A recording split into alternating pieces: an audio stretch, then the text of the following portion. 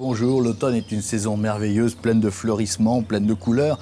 La preuve, ce que nous voyons ici, ne serait-ce que ces potirons qui sont si jolis et qui peuvent donner de la couleur à votre jardin et du relief aussi.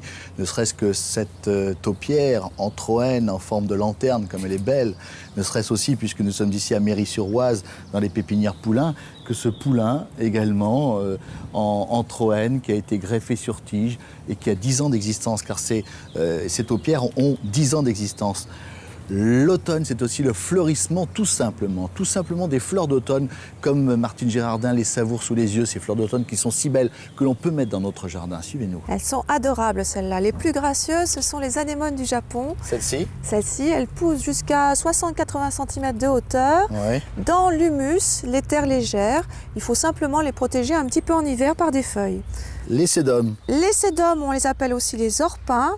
Très bonnes plantes pour terrain sec, qui font des belles bordures parce qu'ils montent jusqu'à 40 cm de hauteur seulement et ça dure très longtemps. Je vois des soleils là-bas. Les petits soleils, les hélianthus, ils sont adorables. Ils sont parfaits pour les fonds de massifs. Ils aiment les terres, même les mauvaises terres, peu exigeants. Ouais. Mais attention, il leur faut de l'espace quand même. Ah, ils ne sont pas difficiles. Ces jolies fleurs bleues. Alors ça, ce sont les plumbago de Lady Larpan.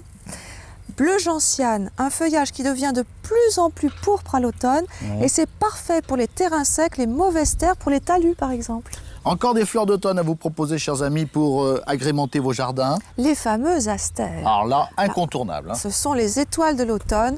Toutes les tailles, toutes les formes, toutes les hauteurs, les coloris.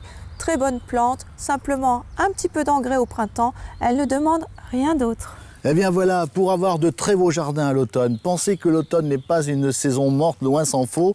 Vous avez compris, vous avez énormément de choix. Merci Martine. Au revoir. À tous.